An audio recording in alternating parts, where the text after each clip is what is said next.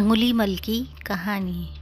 राजा बिंबिसार के राज्य में एक व्यक्ति को लोगों ने इतना ज़्यादा परेशान कर दिया था कि वह इन सब से परेशान होकर जंगल में चला जाता है और उसने प्रण कर लिया कि वह 1000 लोगों को मार डालेगा। जिस पहाड़ी पर वह व्यक्ति रहता था उस पहाड़ी पर जाने का रास्ता गांव वालों ने बंद कर दिया था कि वहां पर कोई जा ना सके, क्योंकि जो व्यक्ति उस पहाड़ी पर जाता वह व्यक्ति उसको मारकर उसकी अंगुलियों को काट लेता था और उसे गले में धारण कर लेता था, मतलब पहन लेता था। लोगों को मारकर उनकी उंगलियों को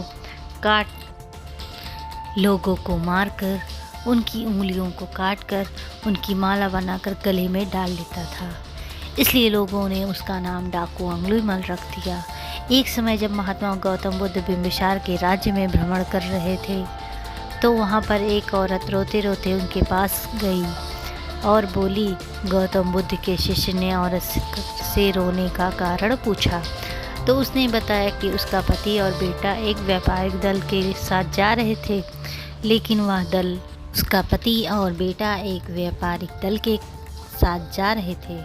लेकिन वह दल से पीछे रह गए। जब उन्हें ढूंढा गया तो उन्हें मरा पाया गया और उनकी उंगलियां काट ली गई थी। तो गांव वाले समझ गए थे कि यह काम अंगुलीमल का है। महात्मा गौतम बुद्ध ने डाकू अंगुलीमल के बारे में गांव वालों से पूछा। तब उन्हें पता चला कि जिस पहाड़ी पर वह रहता है वहाँ से कोई आता जाता नहीं है। जो जाता है वह उसे मारकर उसकी अंगुलियां की माला बनाकर पहन लेता है। महात्मा बुद्ध डाकू अंगुलीमल से मिलने पर उस पहाड़ी पर जाने लगते हैं और उनका शिष्य और उन्हें गांव वाले रोकते हैं। तो गौतम बुद्ध कहते हैं कि डाकू अंगुलीमल को मेरी सबसे ज़्यादा ज़रूरत है, मुझे उनसे मिलना ही होगा। इतना कहकर वह पहाड़ी के ओर चल देते हैं। महात्मा बुद्ध कहते हैं अकेले ही डाकू अंगुलीमल से मिलने चल देते हैं। पहाड़ी पर पहुंचते ही वहां पर उन्हें तलवार लिए डाकू अंगुलीमल मिल जाता है और वह गौतम बुद्ध से कहता है कि हे सन्यासी, वहीं रुक जा, आगे मत बढ़ना वरना मैं तुम्हें मार डालूंगा। यह बात सुनकर भी महात्मा बुद्ध नहीं रुकते हैं और डाकू अंगुलीमल के पास जाकर उसे भिक्खू बोलते हैं। तो वह और भड़क जाता है और बोलता है कि तुम्हें अपने प्राणों का मोह नहीं है क्या? अभी मैं तुम्हें मार दूंगा। गौतम बुद्ध उससे पूछते हैं कि तुम ऐसा क्यों करते हो और इस बेगुनाह लोगों को क्यों मारते हो? तो डाकू अंगुलीमल बोलता है कि तुम्हें नहीं पता है इन लोगों ने मेरे साथ क्या क्या किया है। मेरा प्रण है कि मैं 1000 लोगों को मारकर दूंगा। गौतम बुद्ध उससे कहते हैं कि तुम इस पेड़ की टहनी को काटो।